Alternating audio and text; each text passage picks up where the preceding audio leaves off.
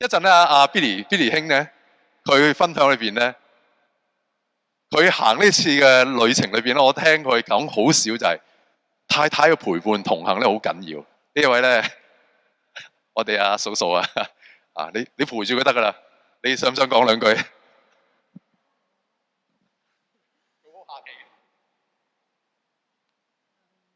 我叫 Teresa。我咧就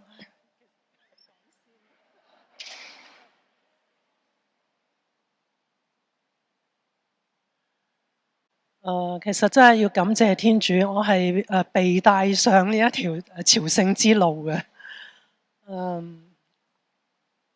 係真係要感謝天主啦，即係平平安安將我哋兩個帶翻嚟。我唔知我要出嚟陪住你嘅，真係我淨係知道我要陪住你行呢一條朝聖之路。佢時時都話佢自己可以一個人行嘅，我其實就係即係做妹仔啦，睇住下佢嘅，真係唔知要講啲乜嘢。其實我真係一啲冇準備，我真係唔知要出嚟。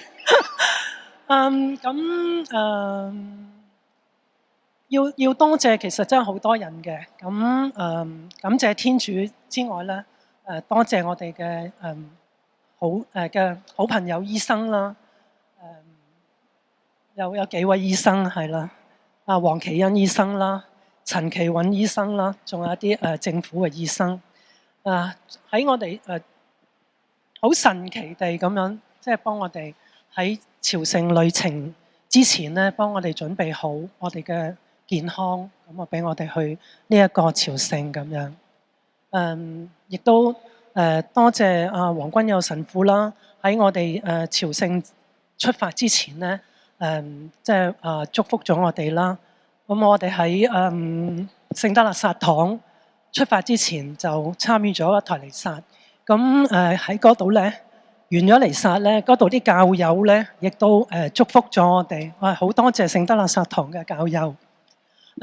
亦都真係好我諗我交翻俾你。其實好叻㗎啦，講咗咁多嘢，我太太。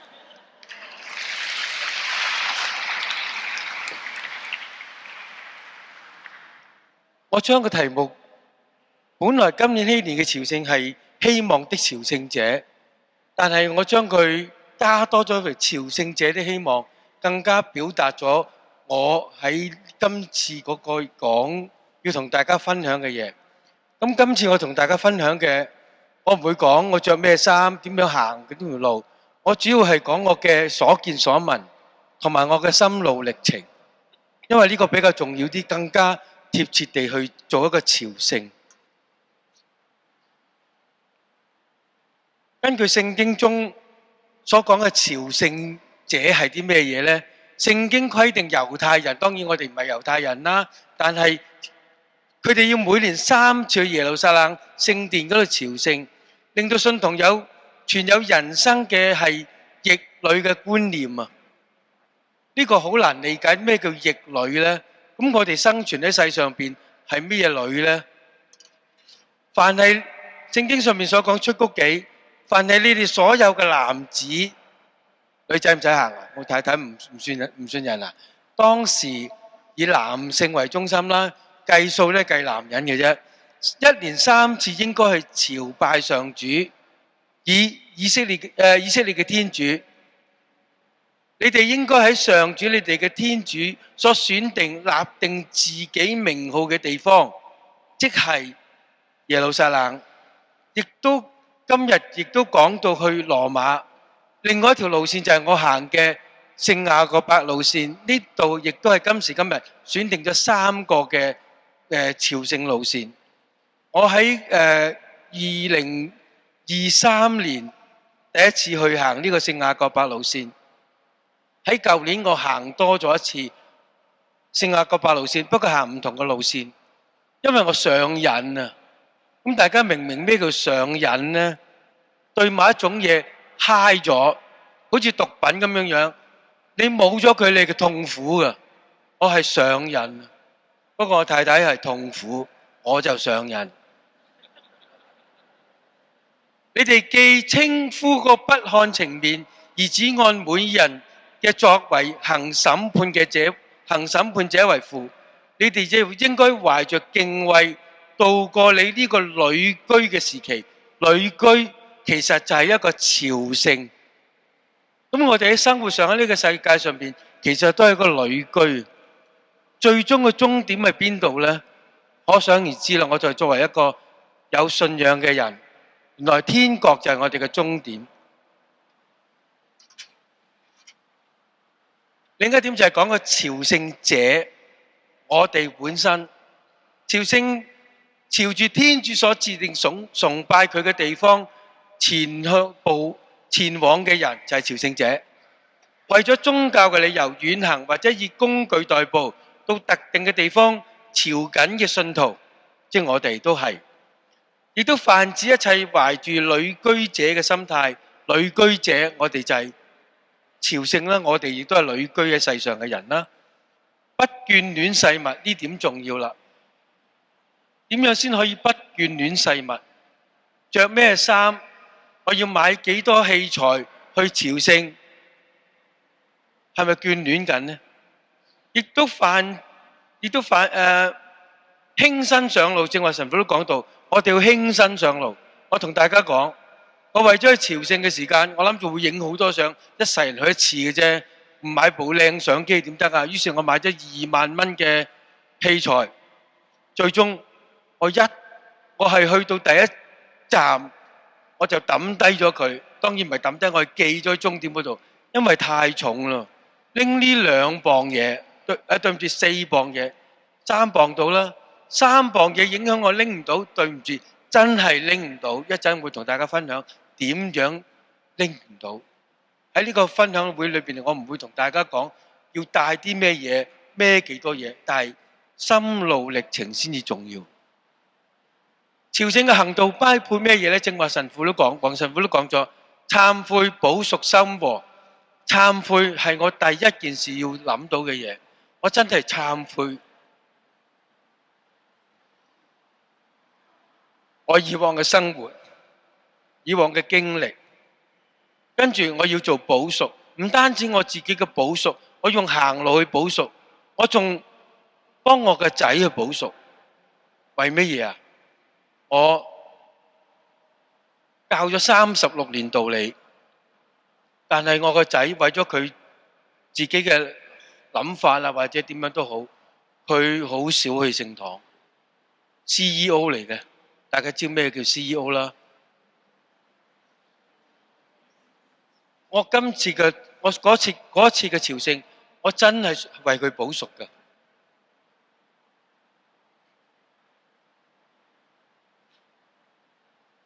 因為我呢個父親係做得唔好，令到佢有呢個對天主一個疏離。我真係為呢件事，我行去補贖、修和。阿羅國輝神父曾經教導過祈禱、禁食、施捨，大家都好熟悉。呢個4旬期嚟緊4旬期一個主題嚟㗎。咁點樣做啊？乜嘢叫祈禱、禁食、施捨？佢話祈禱就係你同天主嘅修和，禁食或者克己係你自己同自己修和，施捨係你同人之間嘅修和。咁呢個都係我哋朝聖間要做嘅修和嘅態度。最後我哋得到罪赦，罪赦就可以返天主嗰度。當然有啲人個講法就係，當我去到目的地嘅時間，去到聖地亞哥嘅時間，過咗嗰度聖門就得到大赦。我冇期待呢件事，我只係期待行到去以上嗰啲懺悔補贖嗰啲，我希望做得到呢點。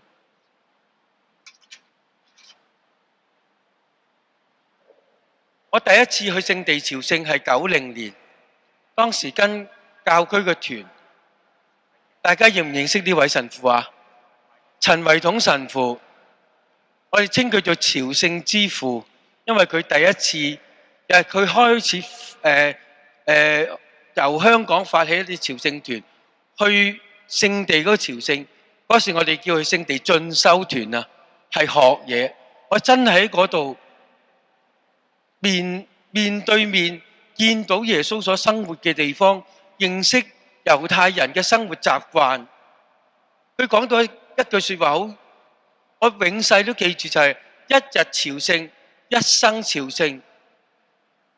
呢句雖然8個字，但係為一個基督徒嚟講，為我嚟講，行咗一世嘅路就係咁樣行法啦。佢講話，當你踏上朝聖之路嘅時間，亦都係你一生人，你一生亦都係一個朝聖者。你一個行動就變成一個身份，呢個就係一日朝聖，一生朝聖。咁我亦都將呢句8個字呢個說話，成為我一個朝聖嘅放咗 Facebook 一個 page 啊，大家可以揾下嘅，係記錄咗我2023年同埋24年2次嘅朝聖，一個每日嘅日程。我係點樣記錄嘅呢？嗰日行之內，我就記低嗰日嘅行程，然後夜晚半夜3更，可能瞓到2點鐘醒咗嘅時間，我就用1個鐘頭或者個零鐘嘅時間，將我嗰日嘅嘢記低上嚟。咁雖然字數唔多，但係我都要反省同埋祈禱。有咩嘢驅使到我去呢個朝聖呢？係一個主角，2出電影，唔知大家有冇睇過啦？一個主角叫馬田辛，佢第一套戲呢，我睇過，叫做《第4賢士》，大家聽過呢個故事未啊？當時我睇呢套戲喺明珠台，佢嘅翻譯係叫做《智者奇行》啊。第4賢士其實係一個幻想出嚟嘅一個戲軌。3賢士獻上3件禮物俾耶穌，大家都知啦。原來第4個呢件事，我睇呢套戲我睇咗幾次，睇到最後尾我一定喊㗎。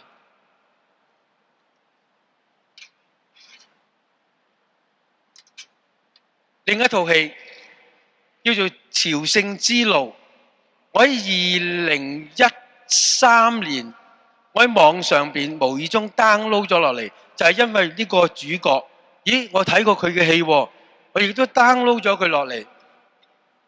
你知 download 係犯法㗎嘛？但係天主使到我犯法之中，帶咗我去朝聖，神奇到不得了嘅事嚟嘅。所以大家唔好將自己嘅罪疚睇得太重。天主嘅慈恩一定大過你嘅罪疚。而呢套戲咧就帶咗我去行呢條路。我睇呢套戲嘅時間係2013年，呢套戲我睇咗不下10次。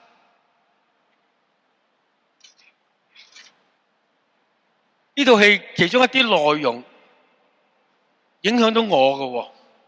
佢話唔係你選擇你嘅生命，而係你活出你嘅生命。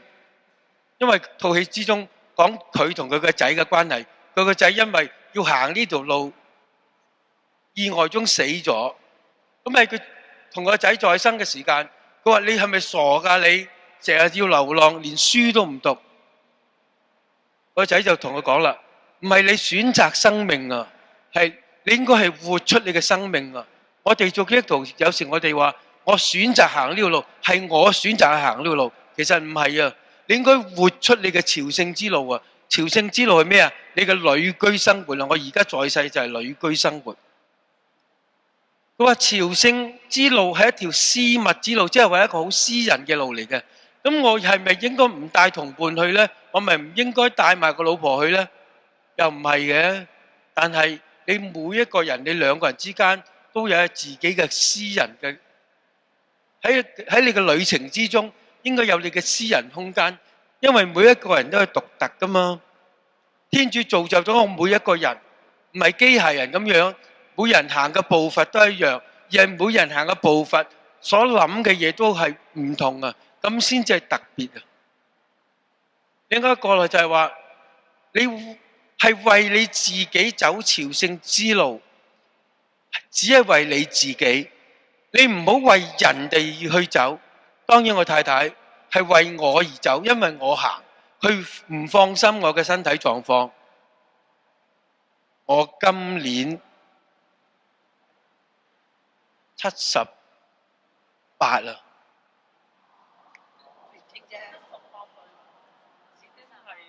哇，咁樣係啊！幾年前2蚊啊！我第一次行嘅時間係76，唔算大年紀啊。有啲人仲大過我年紀，一陣可以分享到俾大家聽。咁但係話，我都係為自己行，當然我太太為我而行，但係佢有冇得益呢？喺過程之中，佢個痛苦好大嘅，但係翻咗嚟好翻之後，啲傷痛可以治癒嘅，呢個得益先至最大。所有人都可以被治癒。跟住套戲另外一個情節，嗰個主角佢住完間旅館之後，佢第日走啦。佢問個旅館嗰個主人，佢話：你走過呢條朝聖之路未啊？嗰個主人同佢講：佢話我冇走過，我年輕嘅時間太忙啦。我都同自己咁講，我年輕嘅時間太忙啦。而家我又老啦，太攰啦。細過40歲嘅請舉手啊！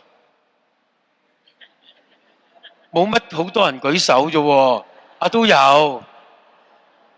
細過50歲嘅舉手啊，都有啊，多謝多謝。你咁大嘅啦咩？係啊，我係50歲以下㗎。OK。細過70歲嘅舉手啊！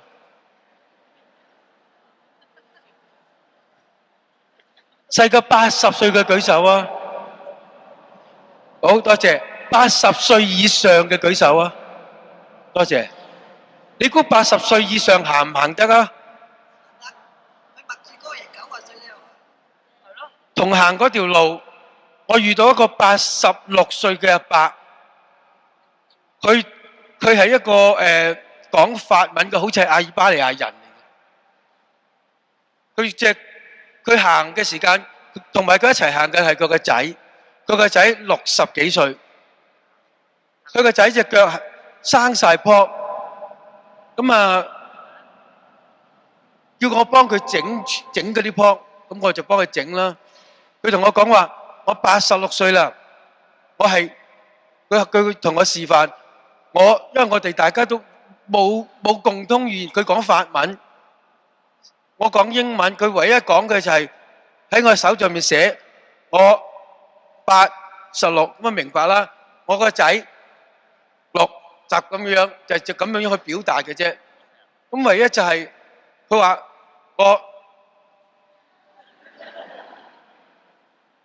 我老婆 wife 佢識講 my wife。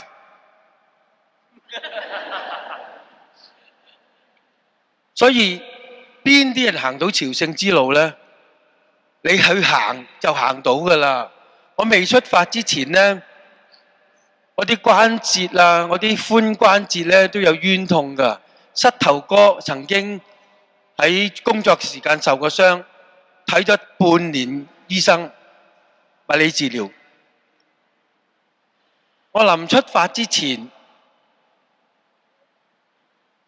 我去通波仔，呢個都係恩寵嚟嘅，係無啦啦一個過程之中要我通波仔。當然而家唔分享啦，因為大家要聽嘅唔係呢啲。所以最尾一個好感動我嘅，我年輕嘅時間太忙啦，而家我老啦，我又太攰啦，太累啦，唔好將一啲藉口擺喺自己嗰度啊！我哋係咪講過朝聖係一個旅居啊？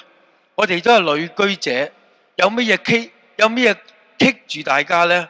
有咩阻礙住大家呢？係自己阻礙住大家嘅啫。當然啦，我正話講過，我2013年睇呢套戲，我已經好想去，但係我點解要2023先去呢？工作、錢係一個阻礙，為我嚟講。但係當我去得嘅時間，天主就帶咗我去。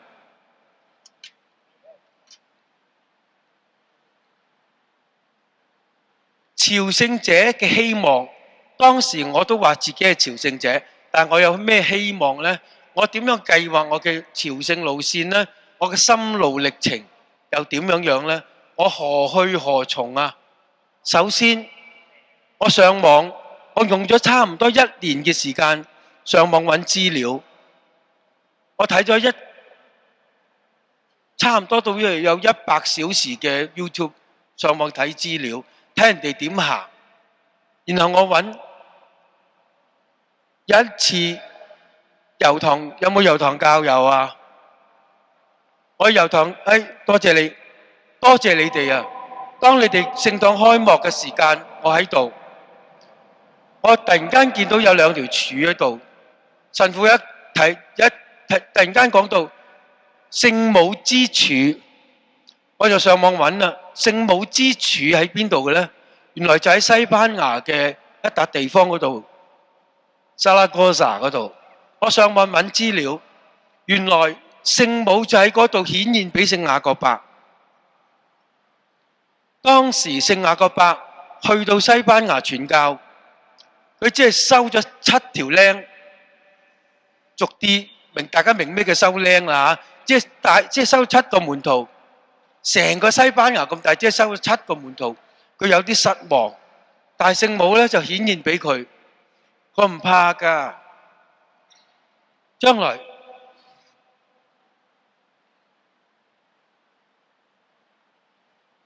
西班牙會成為一個天主教嘅國家㗎。據講，當時聖母仲在生㗎，但係聖母在生都係另一個奇蹟。佢喺一個地方再生而顯示呢個奇蹟俾聖雅各伯，佢就喺企住一條柱嗰度而顯現俾佢。於是我要去呢度地方先，我立心要去呢個地方先，而唔係行嗰條法國路線先，因為法國路線係由法國嘅邊境開始行呢條路線，呢條叫做 Camino Francés， 法國之線，法國路線。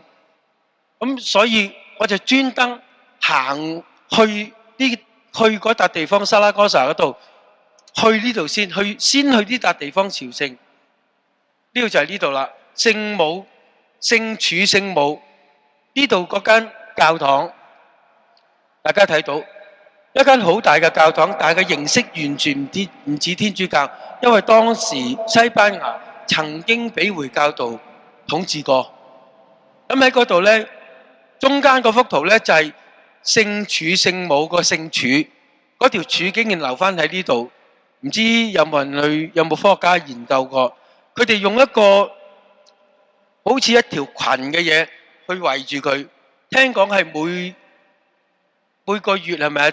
主席，每個月嘅日唔知21號定幾時就要換嘅啦，換過一個新嘅俾佢。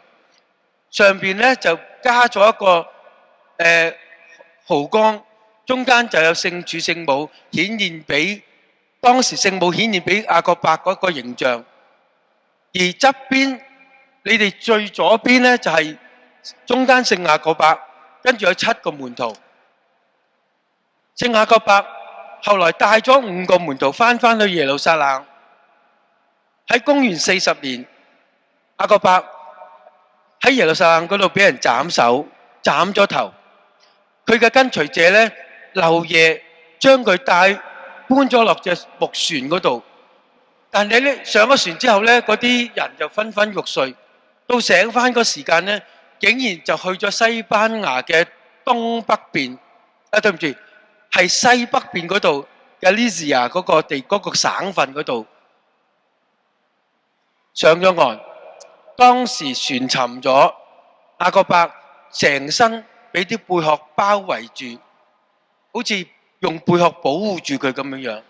所以貝殼就係嗰個標記。喺呢間聖堂嗰度，我哋望咗幾次彌撒。嗱，呢度你哋嘅右手邊咧，係咪呀？對唔住，你哋嘅左手邊就係聖柱聖母嗰個祭台嘅後邊，真係見我哋可以摸到嗰個聖柱啊！我同我太太當時喺個櫃度祈禱，佢手摸住個聖柱，就係之前嗰度呢個聖呢度嗰個聖柱。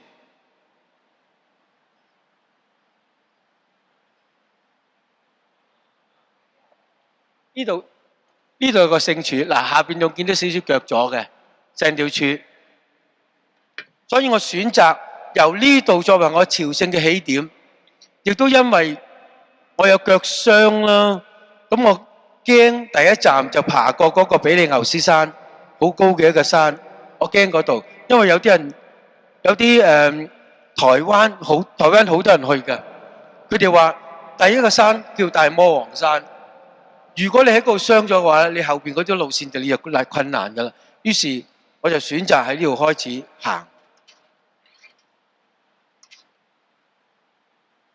聖柱聖母呢個大殿嗰度咧，有個奇蹟，喺第二次世界大戰嘅時間咧，德軍抌咗兩個炸彈落去，呢兩個炸彈咧落咗去呢度一個窿。呢度有一個窿，就係個炸彈炸落嚟嗰個窿嗰度。呢度就係兩個炸彈，冇爆到，成間聖堂完整咁保存翻喺度。咁呢度喺呢度咧，我都多謝一啲神長啦，俾喺我出發之前咧，俾好多呢啲資料我，使到我去睇呢個地方。我喺呢度住咗兩日三夜。之後咧，我就搭火車去到另一個我開始起步點嘅呢個法國路線嘅其中一個大城市，叫做 Burgos。咁呢度咧就係 Burgos 嗰個主教座堂，中間有一個像，就係一個朝聖者嘅像。如果大家睇到嘅話咧，當然呢個圖太細啦，我唔想因為慳時間慳篇幅。呢個像個膝頭哥係爛晒嘅，手揸住一支棍杖，有個葫蘆，亦都係雅各伯路線好重要一啲標記。葫蘆係裝水嘅，行到啲腳損晒、爛晒，呢個亦都係一個標記嚟嘅。咁當時咧，我去到第一站嘅時間咧，我喺度影相，有啲人其中一啲朝聖者係踩單車嘅。踩單車都係被承認嘅一個朝聖方式之一。咁佢同我傾偈，教我點樣開始啊？你用咩心態啊？咁樣。朝聖其中一樣好特別嘅，喺過程之中，喺路線之中咧，你未必見到天主嘅喎，或者你未必遇到有天主對你嘅感應嘅喎。不過肯定一樣嘢，你一定見到人。創世紀講咩啊？我哋人係天主嘅肖像啊嘛。呢句說話，如果我哋喺信仰個歷程夠深嘅時間，我哋首先我哋認識天主嘅本質係咩嘢？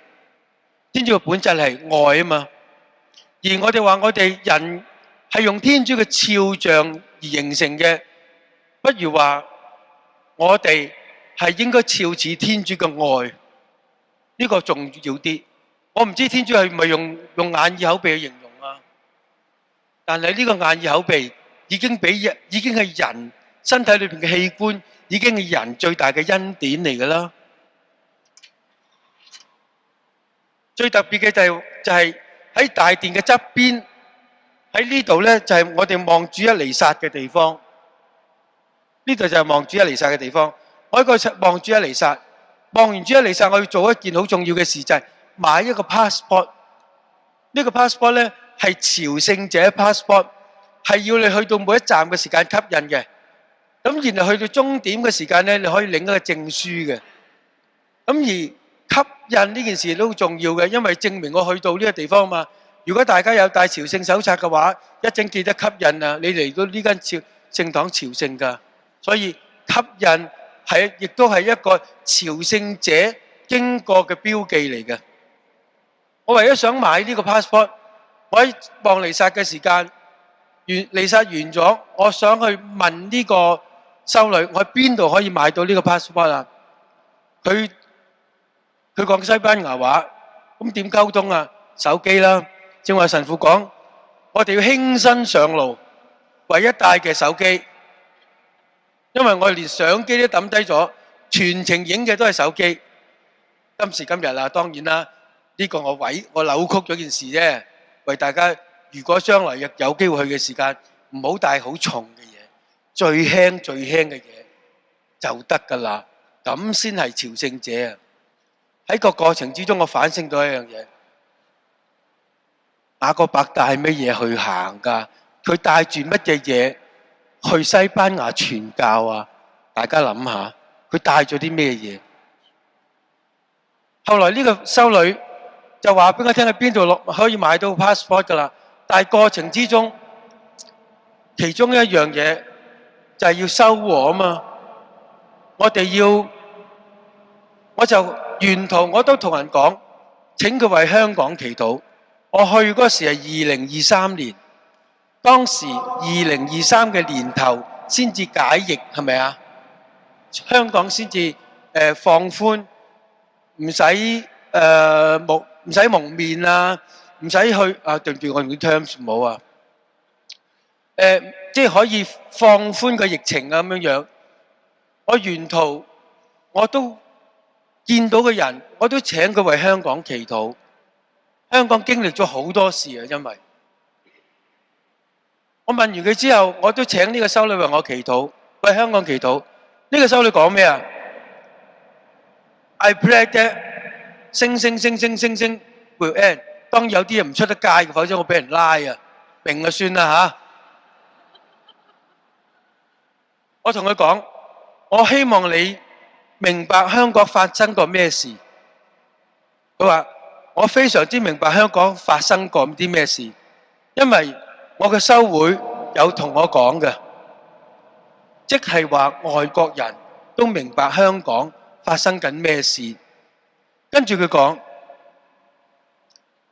我哋亦都為陳樞機祈禱。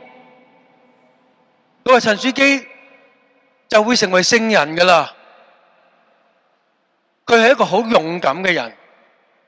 好奇怪啊！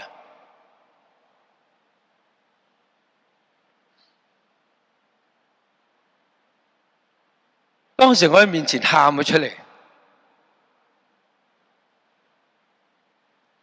一個外國人，一個修道嘅人，佢知道世界上發生緊乜嘢事，佢為世界上所發生嘅事祈禱，所以互相祈禱，互補不足。我完全冇孤單嘅。後來我喺呢個城市嗰度，我開始做第一次嘅正式做一個朝聖者。我買咗個 passport， 呢度就係我買 passport 嘅地方。呢啲所謂嘅朝聖旅館，佢哋叫做 albergue。喺呢度點樣呢？佢哋要鬥快排隊嘅，每日12點鐘就開門，排到入去嗰啲呢就有得住。排唔到嗰啲，你自己揾地方住。呢種叫公立嘅朝聖館，10歐，相對今日嚟講80蚊，你就可以住一晚㗎啦。食你自己出去食，有地方瞓覺，瞓晒碌架床，成扎好似難民營，但係好企理、好乾淨嘅難民營，唔係難民營。詆毀咗件事啊！有晒一啲即棄嘅床單俾我哋鋪啊，企理乾淨，有人打點嘅。咁我哋就喺度住咗第一晚。第二日呢，諗住走㗎啦。嗰日係4月30號，因為我孭嘅嘢太重啦，我打算好似其他人咁樣，將佢應該重嘅嘢就寄咗喺終點嗰度。第二日就係5月1號。咩假？冇錯，勞工假期。原來全世界都係5月休放假嘅，於是郵局閂咗門，我要逼住喺度住多一日，我要5月2號先至可以將啲嘢去郵局寄咗佢，然後先開始我嘅踏上我正式嘅朝聖路程。喺朝聖嘅過程之中，我第一日已經遇到恩典啦。我行咗22公里，想同大家分享下。正常如果你市區行路，每一個鐘頭行咗幾多呢？根據 Google 嘅講法就係行4.5公里，1小時行4.5公里。但係行呢啲咁嘅路嘅話，4公里好啦。我同我太太行得好慢，3.5公里已經好叻啦。平均真係3公里到嘅咋。咁22除3幾多啊？7小時，行咗7個鐘，7個鐘頭以上。人哋個個去到晒啦，我哋都仲係行緊。由上到山上邊望落去前邊就係嗰條村啦，我哋就喺嗰條村度住噶啦。望到係1個鐘頭，行咗1個鐘。去到嘅時間，因為行嘅過程之中，我唔想佢太辛苦。其中一個方法咧，就係將一啲重行李寄咗去，俾6歐648，就可以將個行李寄咗去你下一個站嗰度。當我寄咗去嘅時間，就係寄咗去啦。因為我哋仲要打電話去 book 嘅，book 地方住。咁啊唔理啦，又未 book 到，去到嗰條村就去嗰條村，唔理佢就求其寄咗去一間叫做住宿嘅地方先啦。去到嗰度，我就冇晒位啦。你試下第二度啦。其實成個區、成條村得幾間可以住宿嘅，應該都冇位噶啦。佢教我，你搭的士去下一站啦，搭20幾公里到就有噶啦，20幾公里。香港唔知要俾幾錢呢？但係我哋唔甘心，於是攞翻咗個行李之後，就行出門口，就行過對面嗰間，佢竟然有2個位喎，係得2個位。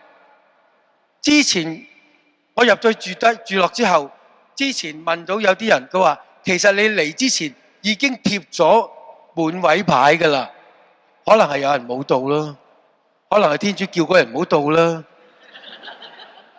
我竟然有得住，我兩公婆竟然有得住，神奇到不得了嘅事。喺嗰度住落嚟之後，唔單止係咁樣樣，夜晚餐同埋成班人分開2張台，呢度其中1張台係一齊食，一齊喺度食嘢。食嘢過程之中呢，有人不如我哋分享下你哋點解而嚟啊？做咩嚟朝聖啊？咁樣樣，我哋就喺度傾偈，喺度分享。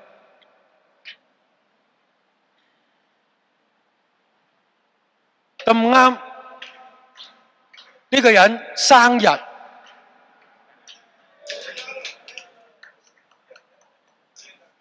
我哋為佢慶祝生日啦，就同佢唱啫，就同佢慶祝生日啦。原來呢個人咧曾經嚟過香港做嘢嘅，喺在座之中咧有法國人，有葡萄牙人。有意大利人，有啲喺南美嚟嘅人。剛啱擰轉邊呢個人，佢都嚟過香港做嘢嘅，有2個人嚟過香港做嘢工作過。咁喺席間之中，我都邀請佢哋為香港祈禱。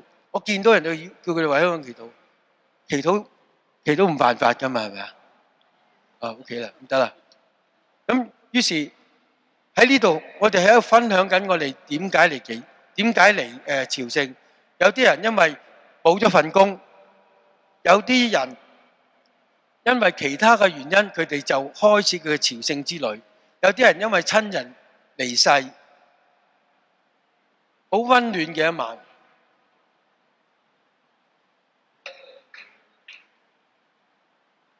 行緊嘅過程之中咧，第二日我去另外一條村嗰度，未到嗰條村，我經過一笪地方，我喺度坐低食早餐。喺我食早餐嘅時間，我見到有中文字寫喺度喎，好有意思。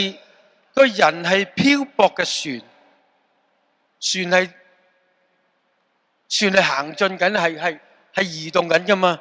佢嘅家就係溫暖嘅岸，岸係一個停留嘅地方。我哋究竟人嘅漂泊係幾時呢？而家我係朝聖者，就係一個旅居嘅人。我哋幾時先至停低落嚟呢？呢個俾我一個好大嘅反省。嗰個早餐令到我好有意思喺度。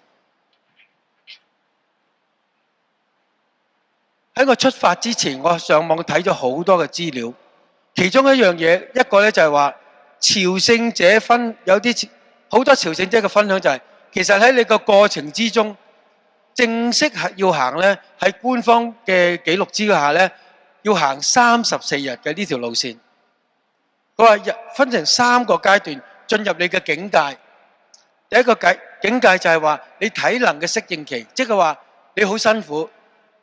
第一日好辛苦，第二日好辛苦，跟住你一直都好辛苦，但係呢個辛苦咧係會過去嘅，你會習慣咗啊！有冇人習慣窮㗎？原來幾辛苦都可以習慣㗎，無論你過緊幾難嘅生活都好，係人係會習慣咗㗎。你習慣咗俾人蝦未啊？我幾大都唔習慣㗎啦。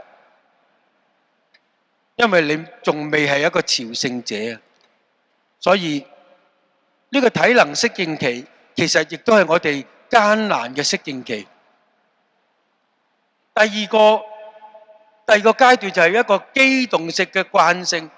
當你習慣咗呢個體能嗰個適應期嘅時間，你慣咗俾人睇小，你慣咗俾人蝦嘅時間，慣咗㗎啦。機動性，你每日嘅工作就係習慣嘅生活，你每日你都要做呢啲嘢㗎啦，慣咗啦。其他嘅風景幾新鮮都好，都成為一個耳邊風，會過去嘅。你向前行，所有嘅風景都唔記得晒㗎啦。呢個係第二個階段。第3個階段就係冥想期，你開始諗返你嘅生命係啲咩嘢，你過往嘅生活。你得到啲咩嘢？你嘅生活意義係啲咩嘢？你點解行呢條路？你點解會有呢個信仰？你嘅信仰係空虛啊，定係實在呢？呢個正職就係嗰個所謂嘅冥想期，跟住你到終點啦。另一個就係我行緊應該第3日嘅時間。我發覺一個好特別嘅事，就話我經過一啲十字路口。當我經過十字路口嘅時間，我知道行邊個方向嘅喎。原來係因為咩嘢呢？有箭嘴啊！而呢個箭嘴係啲咩嘢啊？係前人行過嘅箭嘴。因為佢行過，知道要行呢條路就可以去到終點㗎啦。為我有咩啟發啊？原來信仰就係前人行過嘅路。我哋教會咪好多聖人嘅，雅各伯係咪聖人啊？佢行過咁辛苦嘅路，佢知道邊度去行，佢已經將個箭嘴放咗喺度，使到我哋行嘅路唔會冤枉。我哋作為一個有信仰嘅人，作為一個基督徒，我知道每日翻嚟，每個星期翻嚟望彌撒，我哋就會得到恩寵。我哋知道我行一啲善功嘅時間，我哋就會得到天主嘅護佑祝福。教會有7件聖事保護住我哋，所有呢啲嘢都係十字路口裏邊嘅一啲標記，所以我哋唔會行冤枉路。如果冇信仰嘅話，我哋可能兜好多路㗎。好彩信仰帶咗俾我哋有箭嘴喺度，使到我哋識得點行路。仲有里程碑，就係我哋路程之中好多時見到嘅嘢。行呢條路嘅里程碑好特別嘅喎，係倒數嘅喎。如果我用人嘅出生嚟計嘅話，我哋1歲一個里程碑，入學返學另外一個里程碑，跟住升中學一個里程碑，到畢業一個里程碑，到娶老婆一個里程碑，到生仔一個里程碑，係向前數嘅。但係喺朝聖嘅路線裏邊嚟講，我哋嘅里程碑係倒數嘅，即係話終點就係0，但係開始行，你會開始咁樣數。里程碑為我哋嚟講，我哋可能知道個終點係咩，不過原來終點唔係終點啊！一陣會同大家睇到終點唔係終點，而我哋開始就知道我哋係有幾多公里行。不過我哋嘅生命唔係咁樣樣啊嘛，我都唔能夠我知道我保證我幾時死㗎，我唔知我有幾多歲㗎，冇人有保證㗎，只不過行就繼續行啦。呢個行緊嘅過程之中咧，生泡啊，生水泡係一個痛苦。痛苦有冇意義嘅咧？其實我哋話，我哋嘅信仰好多時都會有痛苦。如果痛苦冇意義嘅話，我哋信嚟做乜鬼嘢咧？耶穌如果釘喺十字架冇意義嘅話，我信靠佢做乜嘢咧？原來我哋嘅信仰帶俾我哋痛苦係帶出意義嘅喎，慢慢體會。但喺過程之中，我哋亦都睇到好多靚嘅嘢，好多風景，唔同嘅嘢。喺行嘅過程之中咧，有一個站我要行28公里，正話講22公里7個鐘。28公里唔知要行幾多啦，於是我同我太太咧就好似其他朝聖者咁樣，6點鐘出發。點解咁早啊？越早出發你就越早去到地方。佢哋習慣上係，我哋用一個唔好聽嘅講法叫霸位，霸到嗰個頭位就有得住，霸唔到你冇得住。所以希望喺12點前去到下一站，亦都避開咗晏晝嗰個熱太陽，當時個溫差好大嘅，上晝朝頭早起身嘅時間係8度，到你行到晏晝嘅時間係20度，20度為香港嚟講好舒服嘅，可能去到22度到，但係越行你係越熱，你件衫係越行越除，行緊同坐喺度係完全唔同溫度噶嘛。咁於是咧，我哋神咁早出發，但係神早出發有唔同嘅境界嘅喎，我睇見嘅風景亦都唔同啊。去到另一笪地方嘅時間，呢度就係我要住嗰笪地方。其中呢笪地方，我而家對住後邊嗰度咧，其實係一間聖堂。嗰間聖堂叫做白色聖母嘅教堂。我喺出發之前咧，其實我好感受得到聖母嘅帶領啊！咁大家都知道信仰嗰份感受係獨特嘅，甚至乎唔能夠用言語同大家講得出係點樣樣。我話我感受到聖母，但係我唔能夠講俾你聽，你哋感受得到噶嘛？但係我感受到，其實我一直都有一個希望，就係話我要為聖母做一啲嘢。咁去到呢間聖堂嘅時間咧，我入去參觀呢間聖堂。呢間聖堂咧要俾1歐，你先至可以入去聖堂。然後去到祭台前邊咧，佢亦都有個入錢嘅箱。你入1歐內咧，佢就着燈俾你睇。去到嗰個側邊祭台，你係入1歐，佢着燈俾你睇。我入到去之後咧，我請香港嘅朋友同我彈一首聖母經，咁我就喺嗰度唱一首聖母經俾聖母聽。呢個我嘅意願，但係太攰啦。我識背嘅舊文言文版嘅聖母經，我哋都好熟，好識得唱。去到我竟然忘記咗歌詞，唱亂咗。聖母欣賞嘅，我估。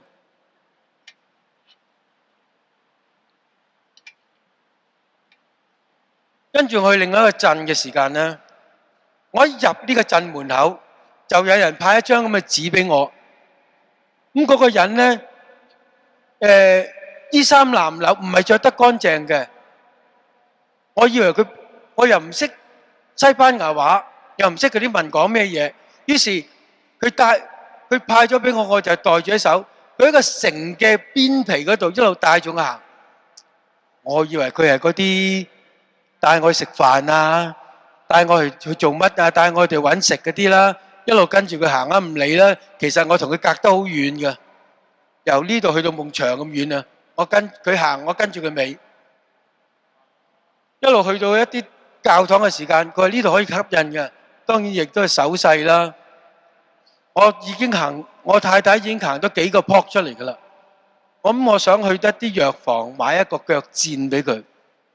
咁於是我用我有限嘅西班牙話同佢講：farmacia啊，咩嚟㗎？藥房啊。咁佢明喎，佢明就於是咧就話俾我聽邊度有，就帶我去藥房嗰度。於是我就買腳墊，就俾我太太墊好就係加好就係等佢冇咁痛啦。後來我用手機翻譯咗，佢俾咗呢段説話我。原來佢唔係帶我去 KK 園，佢俾咗呢張紙我，原來係一個祝福嚟㗎。後來我真係非常之感動，到我夜晚去睇翻呢張紙嘅時間，我好羞愧啊，好醜啊！我竟然當一個咁友善嘅人，咁好去接待朝聖者嘅人，去懷疑佢。呢段説話就係朝聖者之母，母親，請你治癒我哋走路，我哋一個朝聖者嘅走路，帶俾我哋造成我哋腳上面嘅傷口，讓你嘅愛成為支持住我哋向前行嘅嗰條引線啦。完全對聖母一個依靠。而家嘅我就係未來嘅我，即係話今日嘅我造就咗我將來嘅我啊！我今日雖然係咁樣去行呢條路，但係將來我要成才㗎，我要成就㗎。所以朝聖係帶住希望啊！從今以後就唔係再後朝聖者的希望，係一個希望嘅朝聖者啊！你嘅光芒成為我哋嘅渴望，引領我導引我去到一個自由嘅路，自由嘅可貴，大家可能未必真係領略得晒。原來自由真係好難能可得嘅。呢句説話令到我好感動，亦都當時對嗰個人有歉疚啊！佢一個長者喺一個城嘅入口嗰度，明知啲朝聖者喺嗰度入㗎啦，佢就向佢哋派呢啲紙，成為一個祝福。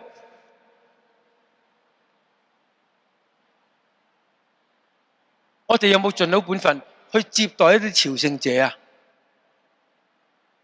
哪怕佢哪怕佢嗰啲人對我哋有一啲唔好嘅眼光，我哋都盡力去做，呢個先係我哋做教友嘅本分嚟㗎嘛。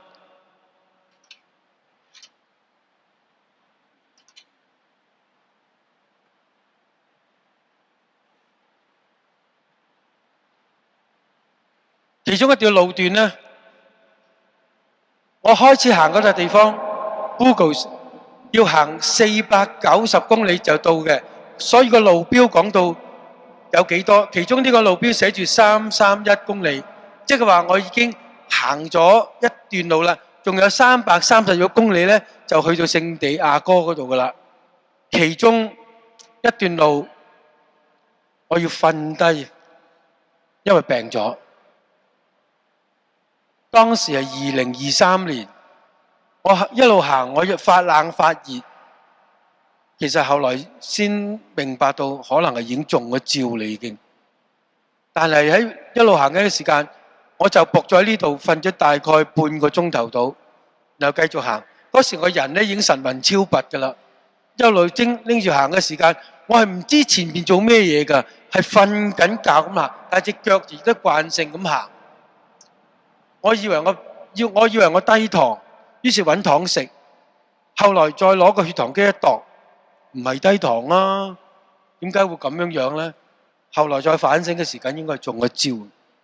後來去到一間好靚嘅一個，亦都係公立嘅旅館，我見到佢哋新畫咗一啲標誌喺度。第一個階段你係咁樣行嘅，第二個階段你係咁行嘅，第三個階段好似好喜樂咁樣㗎啦已經。跟住第四個階段，你已經揸住支棍，戴埋頂帽，你成聖啦，成為朝聖者啦。所以我哋每一個人行嘅時間都有唔同嘅階段。呢度我點解要提呢個人呢？呢個人係一個美國人，佢喺佛羅里達州係一個老師嚟教歷史嘅。喺之前嗰度佢一齊食飯嘅時間，佢喺呢度我又撞到佢。之前佢食飯嘅時間分享過，佢點解行朝聖之路？原來佢個侄喺意外中死咗，所以佢嚟行朝聖之路。所以每一個人有佢自己嘅故事，有佢個背景。天主又透過唔同嘅故事，透過唔同嘅背景，係叫緊我哋邁向佢啊，行佢嘅路。跟住我行到一個大嘅城市，呢笪城市叫 Lyon， 唔係法國嘅 Lyon， 係西班牙嘅 Lyon。呢度有呢個係主教座堂，主教座堂側邊咧係一個設計聖家堂嗰個建築師嘅行宮，嗰個咩名話？嗰個建築師唔記得啦，自己揾啦。啊？係咩名啊？我同你一樣都係唔記得噶啦，算啦。但係呢間咧就係我要入住嘅地方。呢間咧呢個入住嘅地方係叫聖方濟各阿西士，同呢間聖堂一樣。打理呢間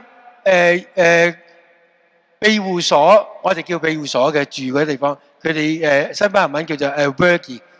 打理呢度咧係聖方濟各嘅會院，佢側邊就係一間教堂。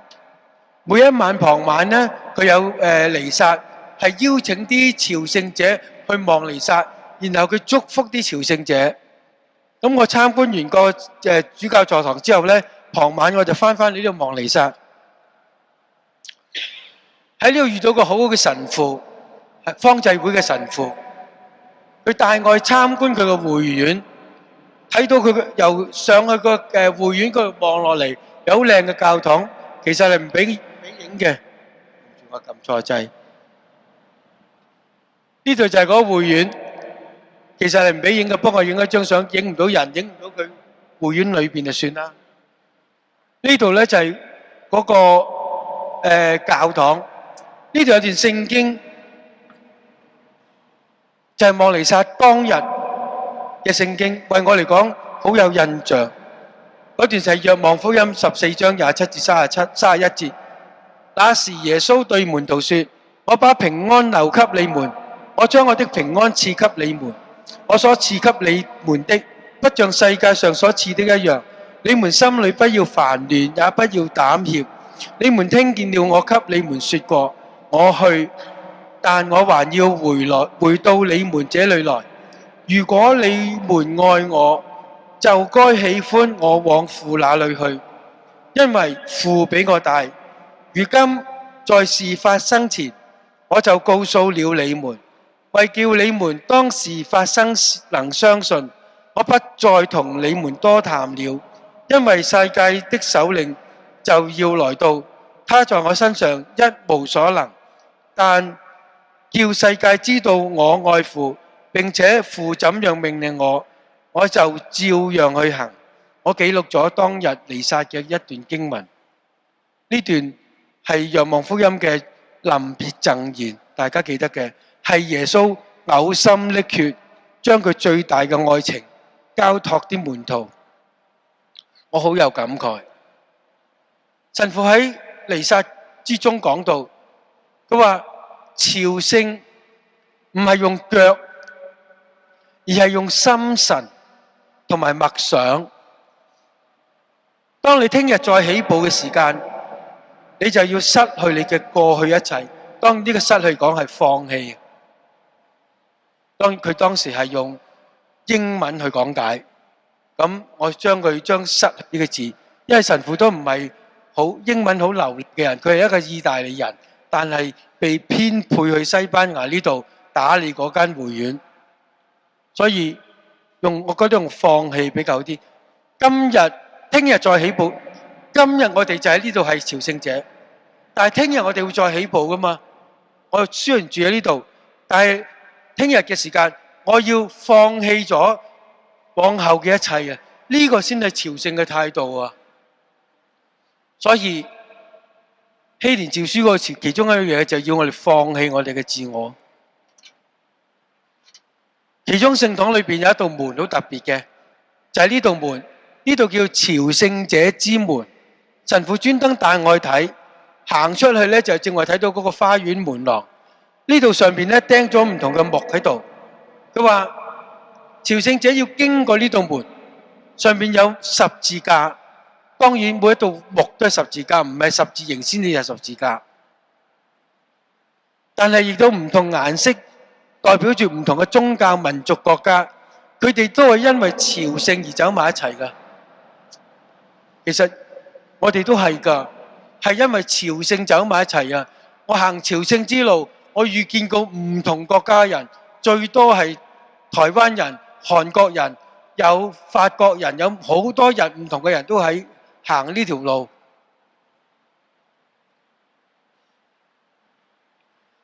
喺呢行嗰度呢，其中一笪地方呢個叫聖馬可大教堂。咁我係專登去呢度嘅，因為嗰度朝聖之路其中一段戲呢就喺呢度，所以我專登要兜去呢條路行。而呢度呢就係教堂，呢個就係教堂。而側邊呢度呢，好多教堂都喺側邊被改建成一啲豪華嘅酒店。而喺呢間酒店嗰度呢，門口呢度呢，有一個西班牙人戴住帽嗰個，佢係喺 Burgos 住嘅，即係話我喺點嗰度住。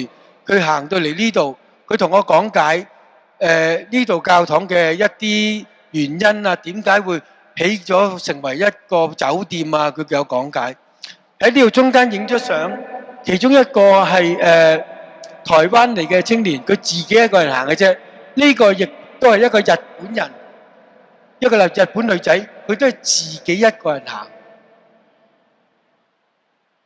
當中有一個坐旅遊巴嘅遊客，有啲人係坐旅遊巴嚟朝聖嘅，佢哋係唔行啊，唔係唔選擇行嘅，因為年紀大啊，於是佢坐旅遊巴。佢哋嚟朝聖，佢問我點解你哋行啊？有咩裝備啊？於是我同佢傾下偈咁樣樣。呢一團美國人嚟嘅。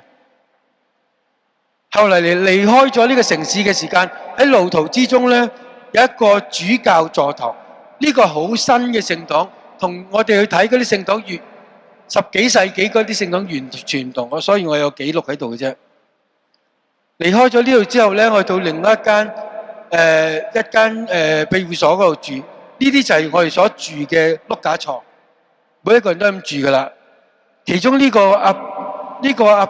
我就幫佢個仔，呢個60歲嘅仔喺度挑刺，就係佢老豆80幾歲嗰個，就喺呢度經歷到。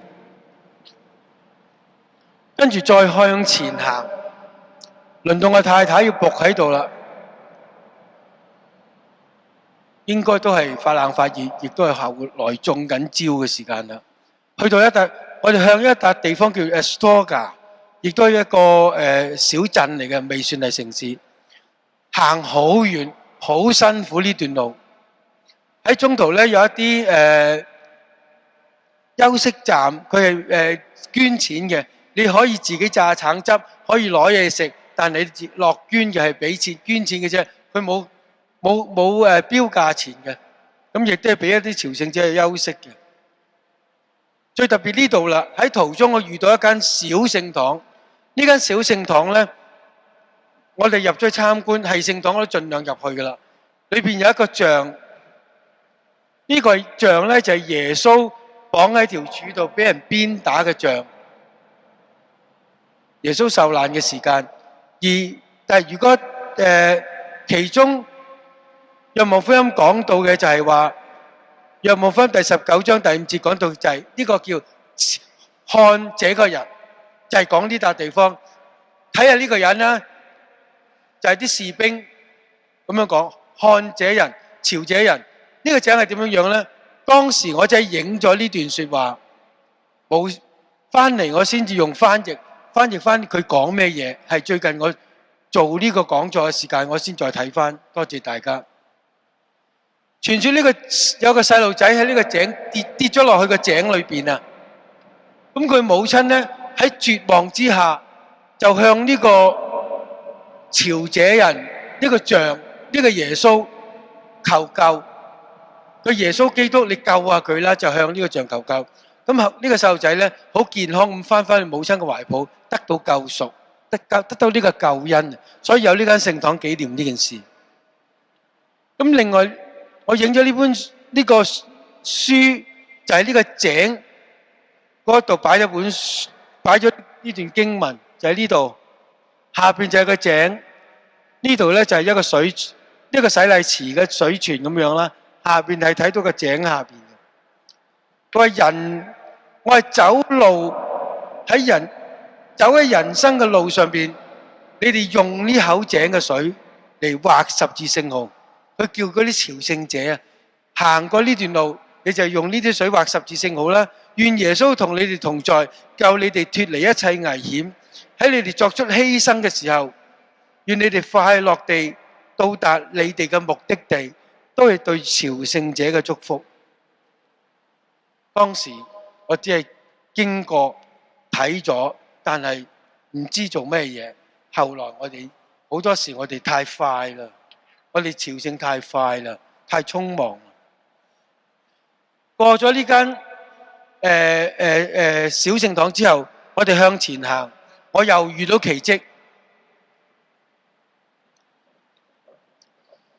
呢度落緊雨，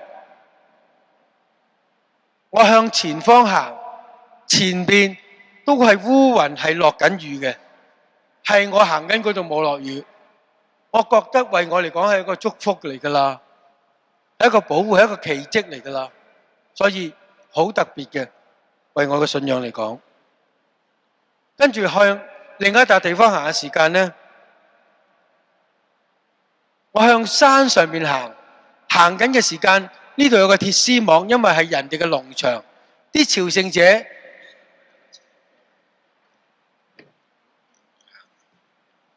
之前嗰路段，佢啲人咧放咗十字架喺度，拜苦路。啲人咧用啲樹枝喺個鐵絲網度穿咗成為咗十字架，因為呢條路好斜上去嘅，唔容易行啊，而且啲路係啲石仔係跣嘅，所以我覺得其實要做呢樣嘢係一個拜苦路嘅一個狀態。咁我哋都係繼續行，我都係積個十字架，我成為嗰個苦路，拜苦路。對唔住，時間用多咗好多。如果大家可以留低就繼續聽啦。如果唔係，希望將來我哋都會放喺網頁嗰度睇下。呢個就係個路段。有人將佢嘅祈禱寫成為石頭，放咗喺路邊，我就影低落嚟。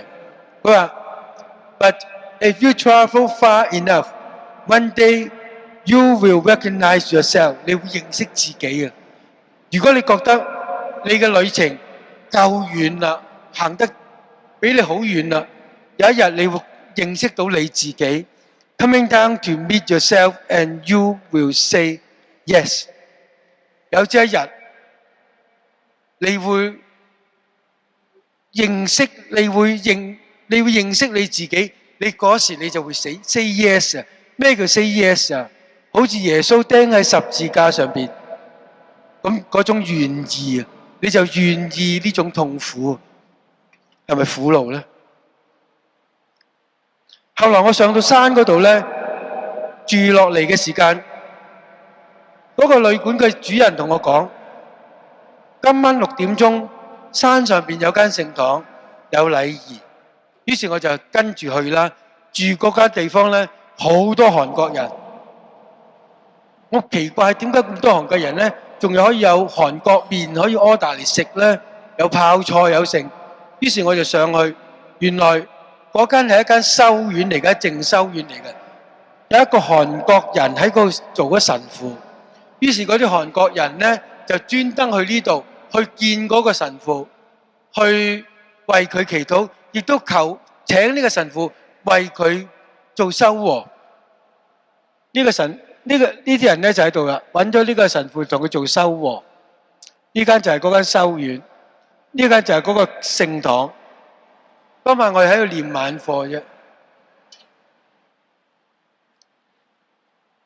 跟住呢一日，我就上咗個山，好出名嘅，亦都係嗰套電影《朝聖之路》嘅，我最欣賞嗰個山，因為呢度佢嗰個主角有一個祈禱喺度，非常之靚。我非常之好渴望去呢個山，呢個山叫鐵十字架山。我喺呢度放下了。點解我講放下了呢？因為全程幾辛苦都好，我都盡量堅持孭住我個背囊。我個背囊接近10 kg 到啦，減輕啲我諗有8 kg 啦。因為嗰個方式就係話，你孭個背囊唔好超過你體重嘅1/10。咁我相信我背囊當時我減輕咗都有成8至9 kg 嘅。我沿途我都盡量去孭，因為我個對自己嘅承諾就係話，我要孭我嘅十字架。呢個背囊就係我嘅十字架。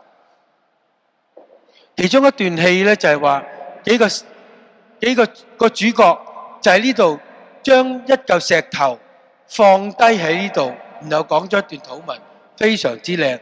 我亦都照呢件事，我喺我屋企嘅花園嗰度執一嚿我盡量可以帶嘅大嘅石頭，可以有幾大就幾大，有幾重就幾重。當然唔會帶嚿磚去啦。我喺我力量之下，我專登帶大啲，因為呢個就係我衡量呢件事嘅時間。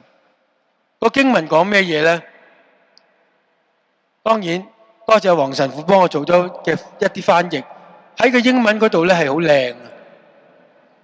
我用中文嚟講啦，主呢嚿石頭係見證我喺朝聖路上邊我有幾努力嘅標記，因為我帶住佢身，呢個就係我標記。而家我將佢呈奉喺救主嘅十字架下邊，我放低佢十字架下邊，請你喺我嘅最後審判嘅時間，審斷我嘅時間，多啲體察我嘅善行。英文咧就用 weigh the balance in favor of my good deeds that day， 即係話用呢嚿石頭稱下我喺審判日去稱下我嘅善行啊！即係話我拎嚿石頭越大越重，你嘅恩典就越大。於是所以我就盡可能攞件大啲啦。當然戲係咁做，當嗰段戲感動我嘅呢段說話，我喊咗唔知幾多次。我哋相信我哋嘅信仰都係有審判嘅一日。如果我哋每一日帶住一嚿重量，而呢嚿重量係我旅程之中要帶嘅嘢，有朝一日我哋嘅善行就咁樣被審判。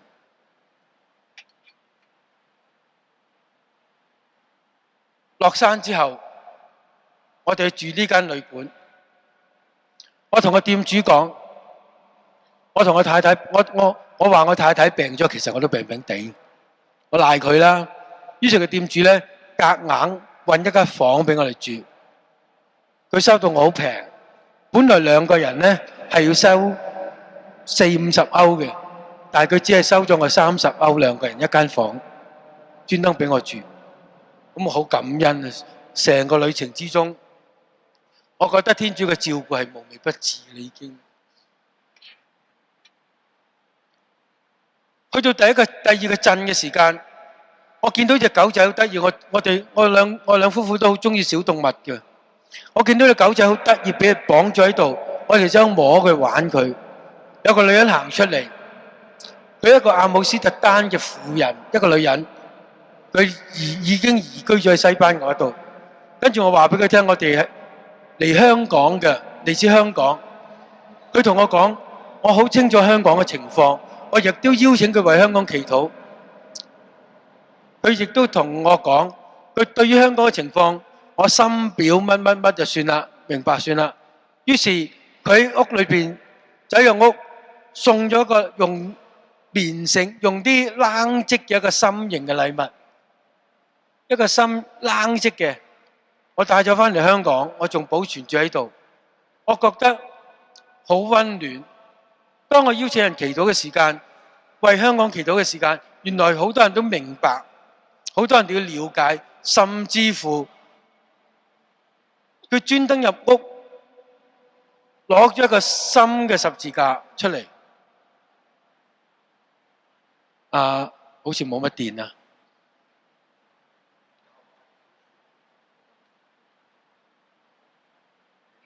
嗰個叫安東尼高英。建築師叫安東尼高英。叫高庭咪叫高庭，叫做唔係高大，你嘅機械戰士啫。高乜嘢？高第。我哋通常香港叫佢高第啊，交跌嗰個建築師啊，正話查翻嗰個教堂嗰個喜聖教堂個建築師叫高第嚇。跟住我去到另一間地方住宿嘅地方，嗰笪地方嗰度咧，我住完之後，因為同佢病緊啊，咁第二日我哋要走啦。其實喺當晚嗰個店主同我哋傾偈分享，佢話好多朝聖者每日行好多路，走好多路，係啱嘅喎。每日我哋行20幾公里，有啲我認識一對香港嚟嘅姊妹，佢哋每日行30幾公里啊！我服咗佢。於是佢哋行嘅路程係，你話行到幾快先行嘅？每日行30幾公里，行37公里啊！呢個店主話好多朝聖者每日行得太多啦，走得太多路啦，有啲走成30幾公里，佢哋錯過咗值得欣賞嘅風景啊！為我哋都係㗎，為我哋有信仰嘅人都係㗎。我哋嘅信仰要我哋做一個朝聖者，我哋每日都係匆匆忙忙咁過活，我哋睇唔到我身邊嘅人啊！我哋錯過咗身邊嘅朋友啊，錯過咗一啲祝福我哋嘅人啊！為我哋嚟講係一個好大嘅反省嚟。舊年再去行慢，不過有啲路段由一個有地方住嘅地方去到另一個有地方住嘅地方係唔容易嘅，因為去到另一個有地方住嘅地方，有啲講緊係20幾公里先至有地方住嘅，於是逼住行20幾公里。另外一個地方就係喺一間好細嘅舊教堂裏邊，有一個盲人喺度，俾人就係吸引，佢盲嘅，但係佢喺度咧，佢祝福啲祝福，俾啲佢每日12點鐘就閂咗嗰道門，然後翻屋企。翻屋企咧就食飯嘅，佢哋都要，跟住再翻嚟，再打開道門，嗰啲朝聖者咧就可以入去吸引啦，然後佢送啲相俾我哋啦，去祝福啲朝聖者。另外我住另外一間地方嘅時間咧，我打電話去 book 地方住嘅時間，呢個人問我識唔識法文，我唔識，於是我用好簡單嘅西班牙文同佢講，我又有2個人嚟住。咁佢明㗎啦，於是留咗位俾我哋。我話行得好慢嘅，我要成幾多點鐘先到，簡單嘢就明㗎啦。咁其實你話唔係咪好難呢？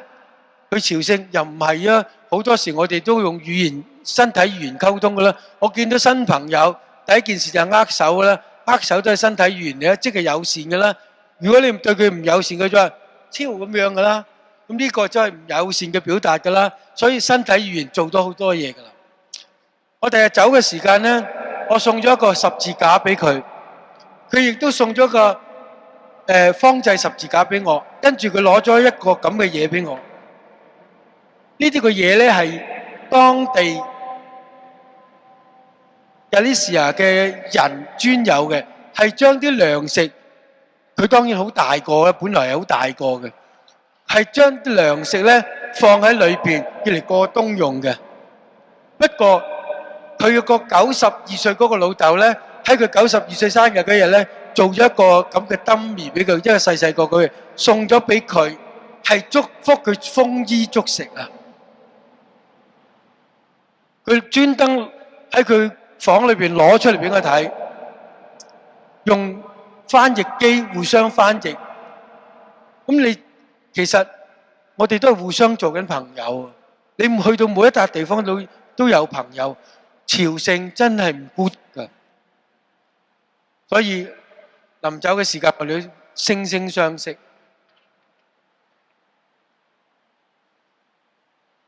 跟住去到另一路段嘅時間，一對捷克夫婦，我專登提呢件事。點解要提呢件事呢？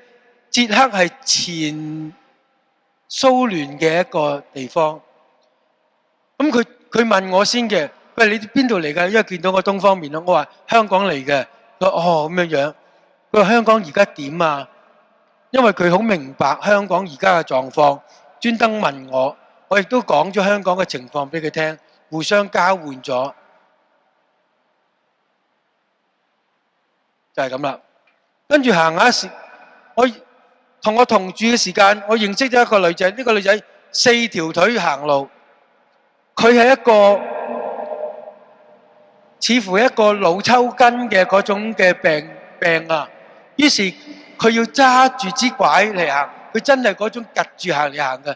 但係佢亦都係一個女仔，後生女仔，一個人去朝聖，佢可能只係行100公里，哪怕只係100公里，但係佢個勇氣係咁樣行緊，唔好驚行唔到，係驚唔去行嘅啫。過咗之後呢，我哋差唔多去到終點啦。呢個山叫喜樂之山。後來我哋入去城嘅時間，去呢個叫新城區，再去嘅時間就係呢個舊城，就係聖雅各伯嘅聖堂。終點到咗終點啦，已經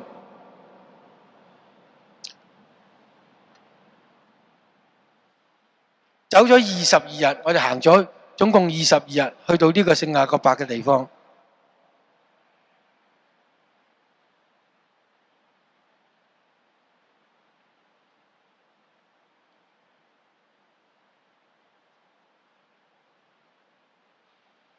去到嗰度咧，我哋攞 shot 啦，攞咗嗰個行咗即係證明你去到呢度朝聖啦，所以沿途要抌印嘅。咁呢個亦都係我哋一個表達到嘅成就啦。當然人生都要攞張 shot 嘅，呢張 shot 你邊度攞啊？我哋只有開始嗰張 shot，但係冇完成嗰張 shot。希望唔攞開始嗰張 shot 幾時啊？領洗紙啊，因為出世紙啊。呢度咧就係聖雅各伯教堂裏邊，呢個就係嗰個主祭台。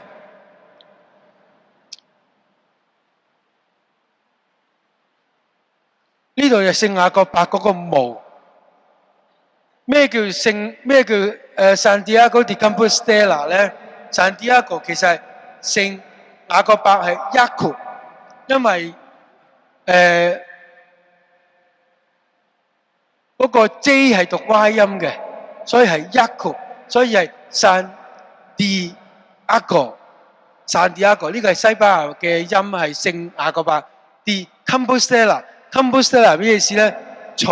星空下嘅草原，星光之下嘅草原。所以個祭台上邊咧係有粒星。呢個唔係祭台，呢個係嗰個墓啊，嗰個聖雅各伯啲骨骸啊，嗰個聖髑啊。呢個就係粒星啦，所以星空之下嘅草原，大家上網可以揾，因為時間關係唔能夠講得太多。我將由香港帶去嘅一個十字架，放咗喺聖雅各伯嘅墓嘅前邊。喺呢度，我為香港祈禱。呢個就係祭台上面嘅聖雅各伯像。當時因為疫情啱啱完結，所以就唔可以行上去擁抱佢。咁其實係可以行上去。舊年我再去嘅時間呢，就可以喺佢後邊嗰度呢擁抱呢個聖雅各伯像嘅。呢個就係當時最出名嘅揈吊爐啊！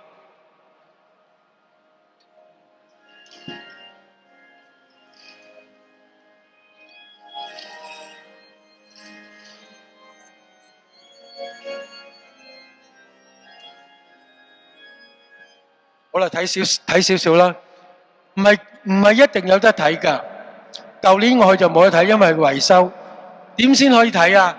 聽講話佢大時大節，佢網上面有寫住邊一日有得睇嘅。我到達嗰日係5月22號，但係5月23號有得睇，因為嗰日係紀念聖雅各伯佢嘅顯現，打敗一啲回教徒嘅日子，所以23號有得睇嘅。但係我23號因為時間關係，我就趕咗去第二度啦。於是嗰日咁啱有得睇，真係幸運啦。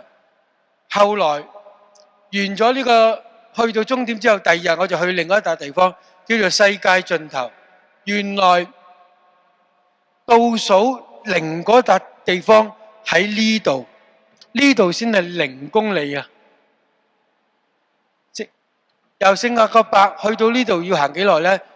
仲要行大概80幾公里，差唔多行4日你先去到呢度，嗰度先至叫做0公里。但係我最想去嘅就係另外一笪地方叫做梅斯啊！呢個地方喺邊度呢？就係聖雅各伯佢個遺體上岸嘅地方，所以我係專登要去呢度。後邊間聖堂係一間紀念聖母嘅地方，就係呢間聖堂啦。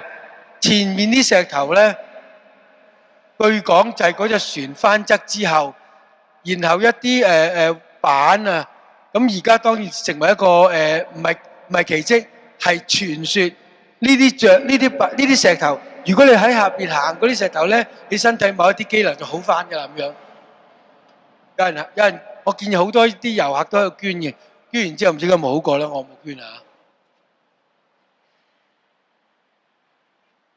好啦，呢個就係我一啲簡歷，我唔能夠講得太多。不過我想送一隻歌俾大家，係我前2日整咗出嚟嘅，係一啲我整個路程之中一啲路程。如果大家都有咁上一年長嘅都聽過呢隻歌啦，我送俾大家。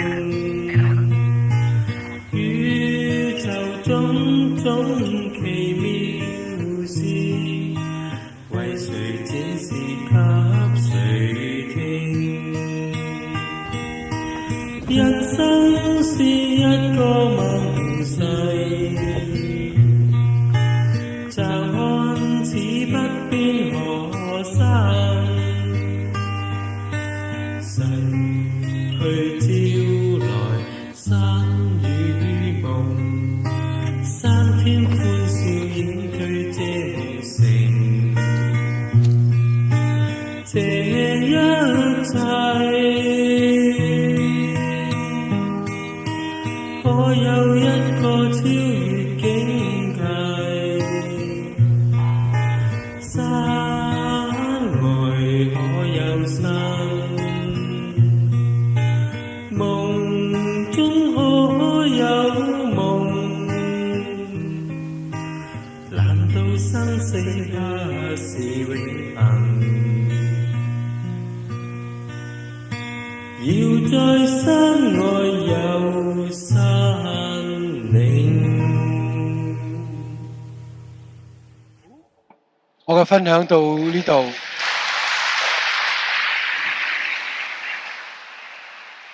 咁希望大家喺香港都可以做一個朝聖者。其實我舊年行完葡萄牙之路之後，我都希望將香港帶成一個朝聖者。香港嘅朝聖唔一定要好似我咁行到咁辛苦，而係將你哋而家朝聖嘅心帶出嚟，已經係一個好好嘅朝聖者。唔係要行好多日，去好多教堂先至係朝聖者，反而你準備好自己嘅心，準備好你為咩嘢而朝聖，嗰個結果，我相信就算係香港，都係一個出人意表嘅地方嚟嘅。好啊，我請黃神父出嚟同我總結返。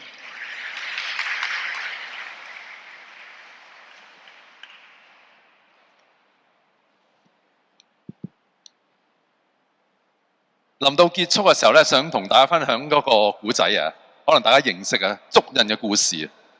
我哋今日咧係講朝聖，咁啊喺準備嘅過程裏邊咧，記起呢個故事啊，可能大家認識。好簡單咁講就係、有一個好失意嘅人啊，有一日咧就喺海邊去行，咁佢就帶住痛苦啦，就同主講：啊主啊，即係喺我最痛苦嘅時候，你去咗邊度啊？咁樣話。咁佢睇住沙灘嘅足印，可能大家記得個故事。佢見到你係話成日同我講，你陪住我，咁點解喺沙灘上面只有一對嘅足印呢？咁樣話。可能大家記得個故事，主就話：放心啦，當你最痛苦嘅時候，我將你抱起咗。喺我哋人生旅途上邊啊，無論係順境又好，逆境又好，我信唔信我主一直喺度陪伴我？我信唔信我主愛我，就係愛到將我抱起，將我湧入佢嘅懷中呢？想同大家以一段嘅經文作為你今日聚會結束，讓你安靜一陣。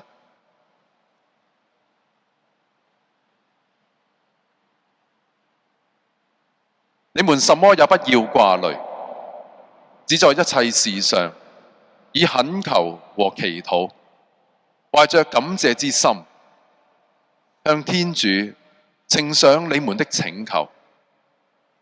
這樣，天主那出乎各種意外的平安，必要在基督耶穌內固守你們的心思念慮。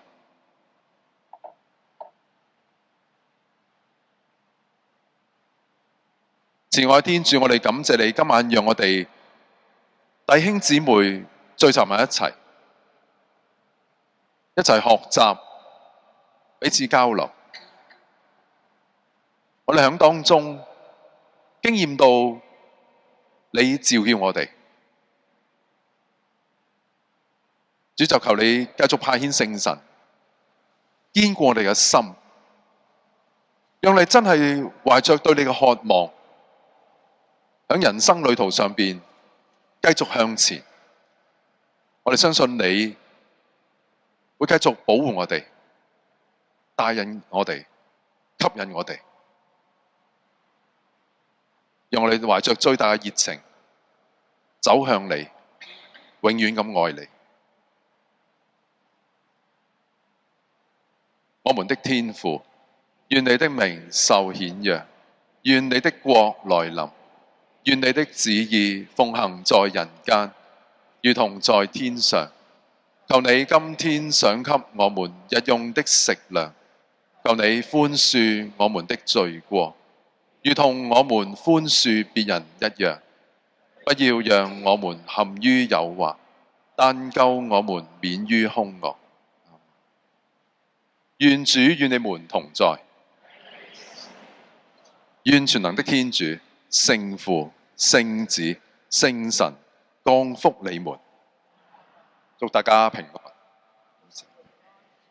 好啊，我哋嚟到呢度啊，好啊，多謝大家嘅參與啊。